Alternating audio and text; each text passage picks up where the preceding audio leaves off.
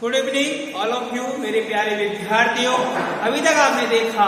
कि जो मानकीकृत परीक्षण है इसके बारे में हमने पढ़ा।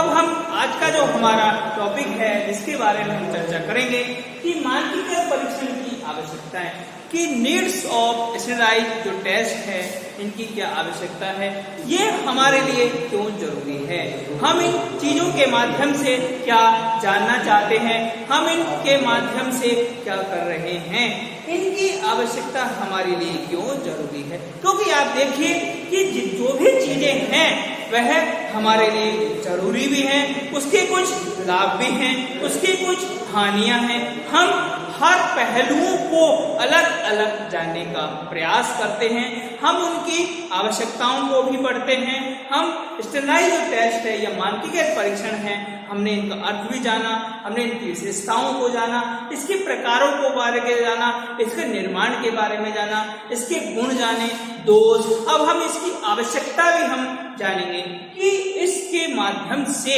मानकीकृत जो परीक्षण है इसके माध्यम से हम क्या क्या कर सकते हैं, इनके माध्यम से हम विद्यार्थियों के अंदर क्या कर सकते हैं, विद्यार्थियों में कौन से व्यवहारों को हम प्रदर्शित कर सकते हैं, या ये मानकीकृत परीक्षण हमारे विद्यार्थियों के लिए कितना आवश्यक है। इन सब को देखने के लिए आप देखिए कि नंबर 1 है कि अलग अलग पहलुओं से अध्ययन। यहाँ पर मानकीकृत परीक्षणों के माध्यम से क्या होता है कि अलग अलग पहलुओं से एक व्यक्ति का अध्ययन किया जाता है। यहाँ पर अलग अलग पहलू देखिए कि व्यक्ति का मौखिक जो कंटेंट है वह कैसा है, कि बालक मौखिक रूप से बोलता है या नहीं, साथ साथ उसकी जो परफॉर्मेंस है उसको भी यहाँ पर देखा जाता है। यहाँ पर विभिन्न प्रकार के टेस्टों के माध्यम से विद्यार्थी का अध्ययन किया जाता है कि विद्यार्थी उनका आकलन कर रहा है या नहीं, उनको वह सीख रहा है या नहीं। यहाँ पर विद्यार्थी की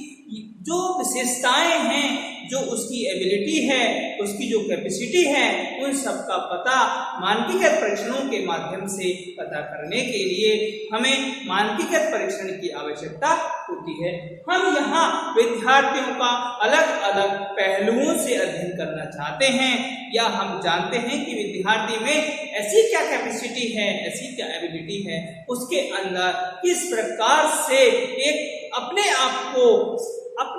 प्रभावित या अपने आप को जो है कि वो किस प्रकार से प्रभावित लोगों को करे, और उसके अंदर क्या नेतृत्वशीलता है, मतलब लीडरशिप उसके अंदर है या नहीं, नेतृत्वशीलता उस विद्यार्थी के अंदर है नहीं। इन सब चीजों को पता करने के लिए हमें मानकीकृत परीक्षणों की आवश्यकता होती है। इसके बाद अगला है कि विशिष्ट गुणों व योग्यता का अध्ययन। किसी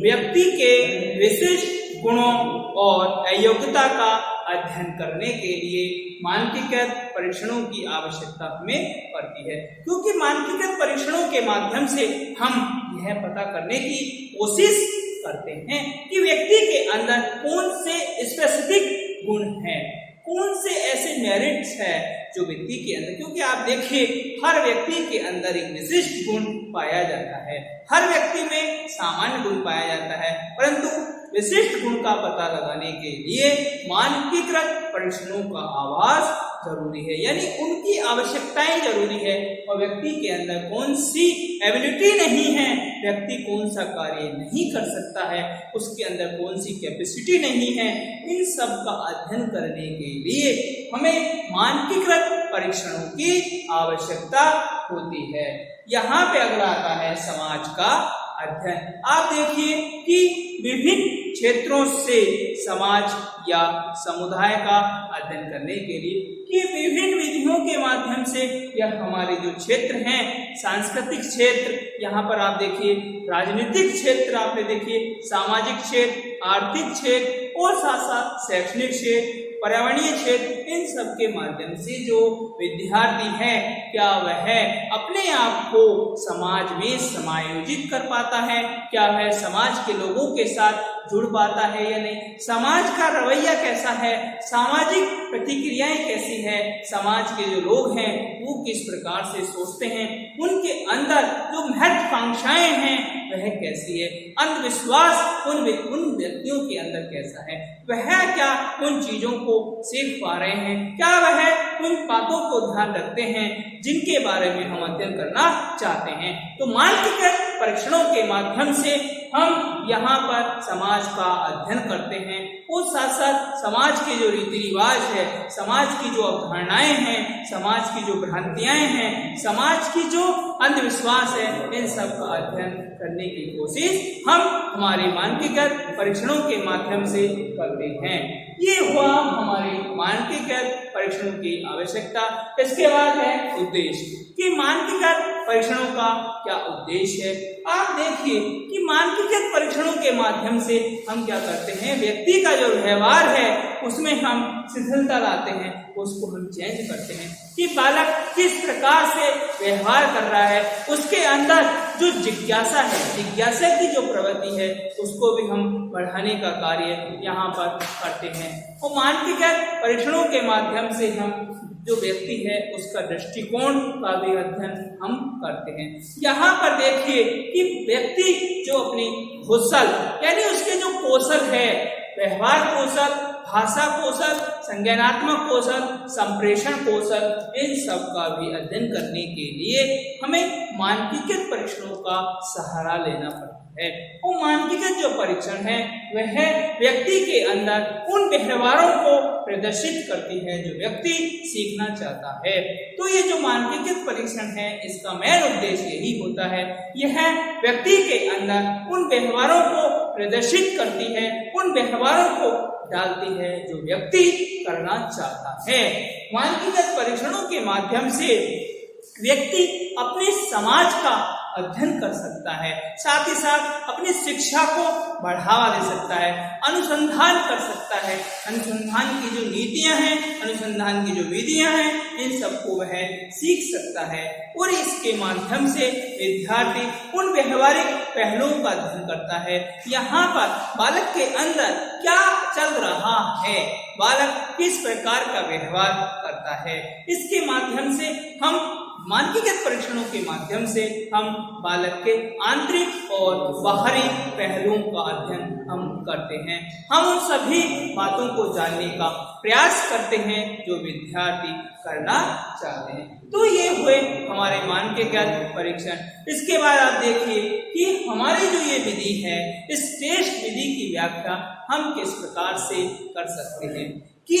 परी जो कल्पना है इसका हम पर्यावरण के साथ परीक्षण किया जाता है कि हमने जो हाइपोथेसिस बनाई है उसका हम पर्यावरण के साथ परिकल्पना कर सकते हैं। हमारी जो परिकल्पना है उसका हम, क्योंकि हर चीज को रिसर्च करने के लिए हाइपोथेसिस बनाना बहुत जरूरी है। हाइपोथेसिस यदि हम बनाते हैं, यदि हम देखिए कि आपने कई बार सुना होगा कि बालक गरज रहे हैं बरस नहीं सकते, तो आपकी जो हाइपोथेसिस है कि माता और पिता में बौद्धिक अक्षम वाले जो बालक हैं उनके बारे में अंधविश्वास किसमें है। इस प्रकार की आपने एक हाइपोथेसिस बनाई जो यह जानने का प्रयास करती है कि बालक किस प्रकार से अपना व्यवहार करता है। साथ साथ ये तर्क का विश्लेषण और संपन्न तार्किक तथा अवध समस्यात्मक है। यहाँ पर जो तर्क है उसका विश्लेषण किया जाता है। वो तर्क का विश्लेषण सामान्य तार्किक एवं संबंधात्मक होता है, यानी अवधात्मक या संबंधात्मक यानी संबंध से तार्किक रखता है। जो विश्लेषण होता है, जो हम एनालिसिस करते हैं, इनका आपस में हम कोरिलेशन कर सकते हैं, इनको आपस में हम जोड़ सकते हैं। हमारे द्वारा जो चीज हमने मानकीकृत परीक्षणों के माध्यम से विद्यार्थी पर लागू की गई है, जो आंकड़े हमारे सामने आए हैं या जो परिणाम हमारे सामने आए हैं, उन्हें हम बच्चों पर लागू कर सकते हैं। साथ ही साथ ये जो परीक्षण है वह किए गए सांख्यिकीय क्रियाओं का अच्छी तरह से महत्व, क्योंकि यहाँ पर जो स्टैटिस्टिक्स है उसके द्वारा जो रिजल्ट आते हैं, मानकीकृत परीक्षण क्या करता है कि उनकी व्याख्या करता है कि किस प्रकार से हम mean, mode, median, standard deviation, साथ ही साथ टी टेस्ट, आर टेस्ट, हम ये करते हैं। इनके माध्यम से हम व्यक्ति के अंदर से संबंधों को जानने का प्रयास करते हैं। मानकीकृत परीक्षणों के माध्यम से हम दो व्यक्तियों के मत, दो समूह के मत आपस में एक जोड़ने का प्रयास करते हैं। फिर आप देखिए कि किसी भी पूर्वाग्रह के बिना व्याख्यात्मक को प्रस्तुत किए गए सांख्यिकी परिक्रमा यहाँ पर देखी जाती है कि जो चीज हम बच्चों के साथ कर रहे हैं, यहाँ पर मानकीकृत परीक्षणों के माध्यम से स्टैटिस्टिक्स जो है कि यहाँ पर संख्यात्मक पहलुओं का अध्ययन किया जाता है कि व्यक्ति किस प्रकार से अपना व्यवहार कर रहा है, और मानकीकृत परीक्षणों के माध्यम से उन सभी बातों का एक तुलनात्मक अध्ययन किया जाता है जो मानकीकृत परीक्षणों के द्वारा संभव होता है। मानकीकृत परीक्षणों के माध्यम से हम व्यक्ति के व्यवहारों का आकलन करते हैं कि व्यक्ति किस प्रकार से कर रहा है, समाज की जो रवैया है, और उसके साथ साथ उन सभी चीजों का भी अध्ययन हम मानकीकृत परीक्षणों के माध्यम से कर सकते हैं, जिसके माध्यम से विद्यालय, समाज और परिवार, इन तीनों का जो संबंध है वह जोड़ा जा सके। और मानकीकृत परीक्षणों के माध्यम से हम विद्यार्थियों के अंदर व्यवहारिक पहलुओं का भी अध्ययन करते हैं।